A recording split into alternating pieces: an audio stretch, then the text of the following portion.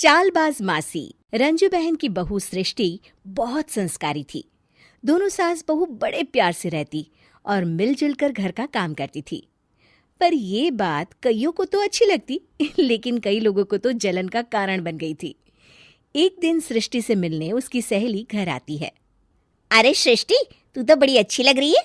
यहाँ तो घर का सारा काम करते करते हालत ही खराब हो जाती है। अपने ऊपर ध्यान देने का वक्त ही नहीं मिलता। तू तो बड़ी किस्मत वाली है। सृष्टि इस बात से हमेशा खुश रहती थी कि उसे एक अच्छा ससुराल मिला है। लेकिन एक दिन रंजू बहन की दूर की मौसी उसके साथ रहने आती है। अरे तू क्यों सारा दिन घर का काम करती है? बहू को बोला कर घर का काम किया करे। अरे है तो वो भी बेटी की तरह ही ना, और मिलजुल कर काम जल्दी हो जाता है। तू तो बड़ी सीधी है। देख कैसे मटक मटक के सारे घर में घूमती है तेरी बहू। मेरी बहू होती तो इस वक्त मेरा पैर दबाती। क्या ये तेरे पैर दबाती है? पैर तो कभी नहीं दबाए इसने मेरे। ये सुनकर रंजना मौसी समझ जाती है कि उसने अपना काम कर दिया। अब जल्दी सास बहू में जंग होगी। मौसी मुस्कुराती हुई वहां से निकल जाती है। एक दिन रंजना मौसी सृष्टि से कहती है, तुम्हारे कान के झुमके तो बड़े सुंदर लग रहे हैं। जरूर तुम्हारी सास ने दिए होंगे। नहीं नहीं मौसी, मेरी माँ ने दिए हैं। अच्छा, फिर तेरी सास मुझे क्यों कह रही थी कि ये झुमके उसने तुम्हें दिए हैं? उसे झूठ नहीं बोलना चाहिए था। वैसे तुम्हारी सास ये भी कह रही थी कि तुम्हें खाना बनाना नहीं आता, तभी उस बेचारी को सारा दिन तुम्हारे साथ काम करने के लिए किचन में लगना पड़ता है। ऐसी तो कोई बात नहीं है। मुझे खाना बनाना नहीं आता। अरे मैंने तो खुद उन्हें खाना बनाना सिखाया है मौसी। रंजना मौसी वहां से चली जाती हैं। किचन में सृष्टि खाना बना रही होती है कि तभी उसकी सास वहां आ जाती है और वो कहती है, आज मेरे पैर में बहुत दर्द है, खाना तू ही बना ले। और वैसे भी मैंने सुना है कि मुझे खाना बनाना तो तूने सिखाया है। हाँ माँ जी, सुना तो आपने सही है। वैसे मैंने भी बहुत कुछ सुना है, लेकिन क्या बोलूं। दोनों सास बहू को झगड़ते देख बाहर खड़ी रंजना मौसी मुस्कुराने लगती है। बड़ी आई थी प्यार से रहने वाली। इन्हें कोई बताए सास कभी माँ नहीं बन सकती और ना ही कभी बहू बेटी। शाम को रंजना मौसी सृष्टि को बुलाती है। अरे सृष्टि बेटा, जरा एक कप चाय तो दे दे। मौसी, चाय आप माँ जी से ही ले लीजिए, मैं किचन में पैर भी नहीं रखूंगी। वैसे भी मुझे कहाँ आता है चाय बनाना। तभी वहां रंजू आ जाती है।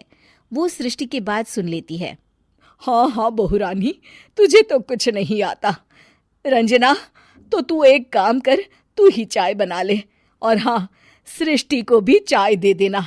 इसे क्या लगता है ये चाय नहीं बनाएगी तो क्या हम चाय नहीं पिएंगे? अरे हम पिएंगे भी और पिलाएंगे भी। रंजना मौसी थक कर उठती है। ठीक है रे रंजू दीदी, आप जैसा बोले। रंजना चाय बनाकर लाती है और सोफे पर बैठी सृष्टि और रंजू को चाय देती है। अच्छा, मैं थोड़ा मंदिर तक जा रही हूँ, रात में देर हो जाएगी आने में। रंजना देर रात घर आती है तो सृष्टि को आवाज लगाती है। अरे बहू रानी, कुछ खाने को तो दे दे, बहुत जोर से भूख लगी है। मैंने कोई खाना वाना नहीं बनाया मौसी। वैसे भी आपकी बहन तो कहती है ना कि मुझे खाना बनाना आता ही नहीं। हे भगवान, अब यह फिर से ना शुरू हो जाए। तभी वहां रंजू आ जाती है। रंजू, आज खाना तुम ही बना लो, और हाँ, थोड़ा खाना सृष्टि को भी दे देना, ताकि इसे भी पता चले कि हमारे यहाँ खाने का स्वाद क्या होता है। रंजना बेचारी किचन में जाकर पूरे घर का खाना बनाती है। जब वो खाना बनाकर बाहर निकलती है तो सास बहू टेबल पर बैठकर उसका इंतजार कर रही होती हैं। लाओ लाओ रंजू, जल्दी खाना लाओ, बहुत जोर की भूख लगी है। सास बहू खाना खाकर अपने अपने कमरे में चली जाती है। अगले दिन सुबह रंजू रंजना के कमरे में जाती है। अरे रंजू, अभी तक सो रही हो? जरा नाश्ता तो बना दो। तुम्हें तो पता है ना कि बहू आजकल किचन में पाँव भी नहीं रखती। पता नहीं किसने उसके कान भरे हैं। चलो अब उठो और नाश्ता बनाओ। और हाँ, सृष्टि को भी दे देना खाने के लिए। अरे उसे भी तो पता चले कि हमारे घर का नाश्ता कैसा होता है। मैं नीचे जा रही हूँ, जरा जल्दी वक्त पर आ जाना। हाँ। रंजना नीचे उतरती है और उसके हाथ में सूटकेस होता है। अरे रंजू, कहाँ जा रही हो? नाश्ता नहीं बनाओगी?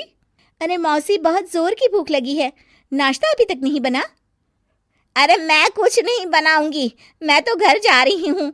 तुम सास बहू के चक्कर में मेरी तो कमर ही टूट गई। अरे मौसी, कहाँ जा रही हो? तुम चली जाओगी तो हम सास बहू को खाना कौन खिलाएगा? रंजना मौसी भागते हुए कहती है। अरे मेरे बस की नहीं है, मुझे माफ करो। मैंने तो गलती कर दी तुम दोनों के बीच में झगड़ा लगाकर। रंजना मौसी के जाने के बाद रंजू सृष्टि से कहती है।